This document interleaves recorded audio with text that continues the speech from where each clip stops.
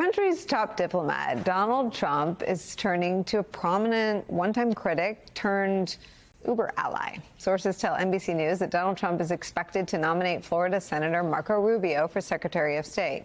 Rubio's relationship with Donald Trump reflects the arc of much of the modern Republican Party in the era of Trump. Just like Vice President-elect J.D. Vance, Rubio had a lot of things to say about Trump in the 2016 election. None of them were very nice. If he hadn't inherited $200 million, you know where Donald Trump would be right now? Selling watches in Manhattan. Guys, we have a con artist as the front runner in the Republican Party. A guy who has made a career out of telling people lies. It is time to open our eyes. We cannot allow a con artist to get access to the nuclear codes of the United States of America. I mean, it's not America's Hitler and cultural heroin. That was J.D. Vance. But it does appear that all of that is water under the bridge for Marco Rubio. Marco Rubio has evolved, as they say, to meet Trump and the MAGA movement. The New York Times reports this, quote, Rubio was elected to the Senate in 2010 and has staked out a position as a foreign policy hawk, taking hard lines on China, Iran, Venezuela, and Cuba in particular. He initially found himself at odds with those Republicans who were more skeptical about interventions abroad. But he has also echoed Trump more recently on issues like Russia's war against Ukraine, saying that the conflict has reached a stalemate and, quote, needs to be brought to a conclusion. As Secretary of State, Rubio will find himself dealing with an inherent tension between our national interests and Trump's view of the world, in particular, his fondness for and alignment with autocrats like Vladimir Putin. As Mark Mazzetti from the New York Times points out today, the most detailed and damning report about Russian interference in the 2016 election was produced by the Republican majority Senate Intelligence Committee, which was, wait for it, chaired by Marco Rubio. Joining our coverage, John Hudson, national security reporter for The Washington Post. Also joining us, former Republican congressman from Florida, now an MSNBC political analyst, David Jolly. John Heilman's still here. John Hudson, take us inside how Marco Rubio came to land the spot as Secretary of State. Yeah, well, if confirmed, this is a huge win for the neoconservative wing of the Republican Party, of the more establishment foreign policy wing of the Republican Party. Look, Rubio is a bona fide hawk when it comes to Latin America or Asia or Middle East. He has always staked out some of the most hawkish positions in the party, start in the beginning of his political career. But you've got to remember that the Marco Rubio of today is not the Marco Rubio of 2016. Whether it's economics, immigration, or foreign policy, he has tried to modulate his views on these conflicts.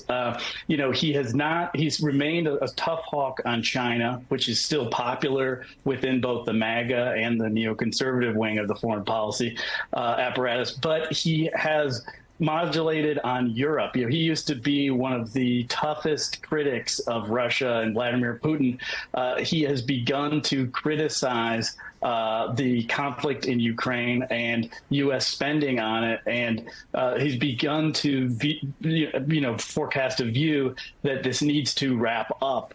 The Marco Rubio of 2016 would have been somebody that says, as long as it takes, he would have mirrored the language of President Joe Biden. And so that's really what led to the transformation and put him in a place to become the nation's top diplomat under Trump. David Jolly, let me show you what Adam Kinzinger had to say about the Rubio pick.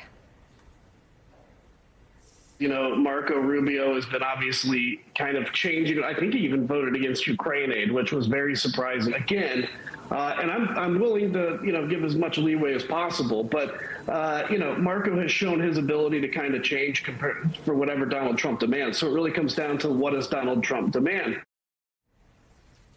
What's amazing is that loyalty is in tension with subverting of past public statements, right? Trump seems to delight, and this seems to be something that's different about the first time around. He seems to delight in having on the ticket someone who he was able to convert from, again, J.D. Vance described Donald Trump as, quote, America's Hitler, quote, cultural heroin. Mitch McConnell described him as a, quote, despicable person.